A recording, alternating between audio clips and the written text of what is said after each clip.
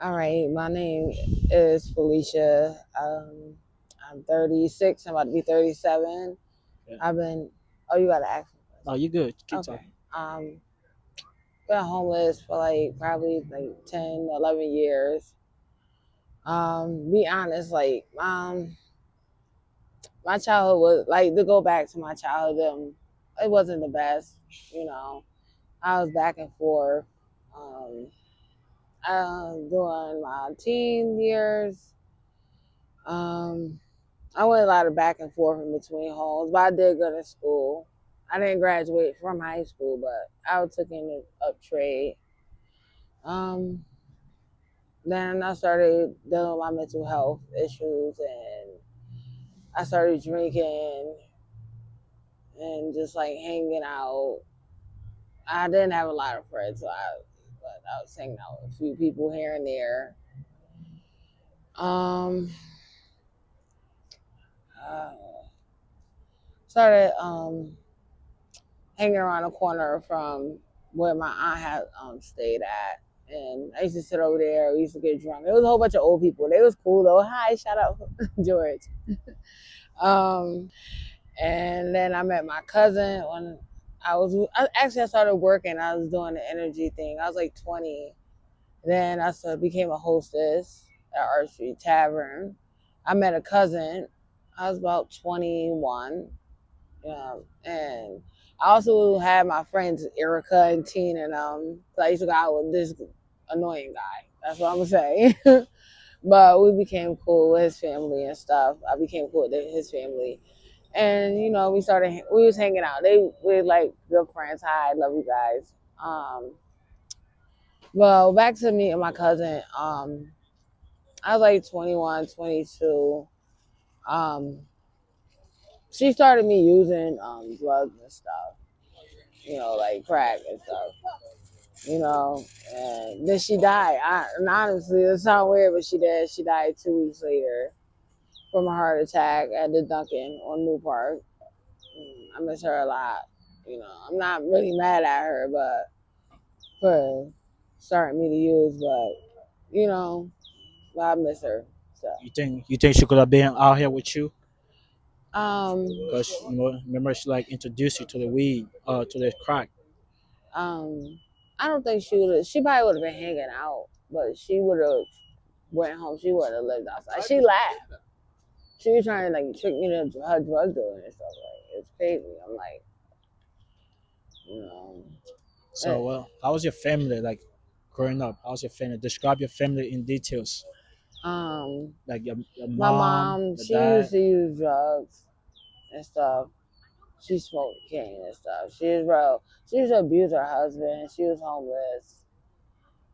My dad, I can't really explain it, but like he drinks. You know, I was abused. I'm not gonna lie. You know, like I was the black sheep of the family. I don't speak to them now. I don't speak to them now. I just they misunderstanding. So it's just why be around them. I might call, say hi, but that's about it. So were your mom and your dad was still together when you was a kid?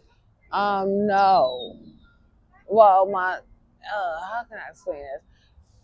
They both had a relationship with someone else. Cause I got a brother. Yeah. We got the same mom and dad, so it was like they cheated on their spouses. So it was together, but it wasn't together. Yeah, Okay, it was okay. like that. So in high school, you said you didn't have a lot of friends, but did you have friends in high school? Yeah, I had a few friends. I had, like I say, like acquaintances and like friends, but not like people have best friends they hang out with. Them. Yeah. I didn't have those. Like I always been like kind of like a loner. Like now, I still have my friends I hang with and talk to, but I like people. When you hang with them a lot, they start a lot of trouble. Right, I'm right, not right. with that all that jibber jabber. And he say, she said, cause that's what it turns into. They think, oh, we gonna fight. I'm not with that. So, What's your name, by the way? my name is Bugzer. Okay. Bugzer, you see, you got ask me my name in the interview. Yeah, but I'm Bugzer. You know what I'm saying? I do this because I want people to understand know what I'm saying? It's not everybody on the street that had a choice to come on the street. It could be family issue, know what I'm saying, divorce, know what I'm saying, bad influencer, know what I'm saying? It could be a Mhm. friend, like you could just introduce you to something new, a Mhm. boyfriend. So not everybody had a choice to just get on the street just because they had a choice to like start smoking. So it could be you, it could be me, it could be anybody. So that's why I Mhm. do this. I want people to understand everybody's story. Mhm. And like before, if anything tragic happens, try and find help. Even if you see me, you can come talk to me. Yeah. Talk to I don't somebody. want to see people go down. So I don't help people that come sit here and they're like, come on here and take it. I'll be like, yo, don't do it. I done turned a few people around just to get up and go. Don't spend your money. Don't sit here. Don't be here. It's not. Go back to work. Go home. I Yeah, like she said, you know what I'm saying? It's gonna be people that comes and just like just try to be on the street. Just go home, man. Go to where you're safe at. Cause I could be going through a hard time right now, but y'all wouldn't understand. You know what I'm saying? It could be somebody else going through a hard time right now, but you're not gonna understand. But they kept their head up and they kept going. You know what I'm saying? Some people don't have a choice. They got introduced by their cousins, got introduced by their friends, family. You know what I'm saying? It could be like different type of reason that people can just end up on the street. You never know. mhm. So you just gotta be careful who you hang around with. You know what I'm saying? Also, you gotta turn shit down. You don't always gotta be late. Turn shit down. Mhm. You know what I'm saying? Yeah, so how's your experience being on the street? Like since you've been on the street for like 10 years. Yeah. How you been surviving? Like I went like I said, I go sit in the quiet place. Lately, I just started like writing, and then like for a while, I felt empty. And honestly, like 4 years ago, I really started praying like every day, and it's like God filled that space. And it was because I ain't gonna say I didn't believe, but I heard, and then when I started praying and that space got filled, I was like, I didn't get scared. Like the first time I caught the Holy Ghost, like I was at church. I was Yeah. younger though. I was scared. I was like, oh my God. I was, I was freaking out. But like when that space in me got filled, it was like I had that space for years, 10 years or more, even before being on the street. Like that's what it was. I needed to talk to God. Now So I write, and I had a case manager, Stephanie. She um put me into like guided meditations like 10 years ago. I bumped in her, yeah. That helped my mental health and stuff. Around when my aunt had died, yeah. so all the stuff you've been going through, you feel like God helped you out. I feel like he's here with me, and he's working with me. You know, Okay. So you're Christian or you just believe in God. I say I just believe in God. Okay, that's good. Me too. Yeah, but you know what I'm saying? This is the video. We don't want to waste your time because you got somewhere to go. You know what I'm saying?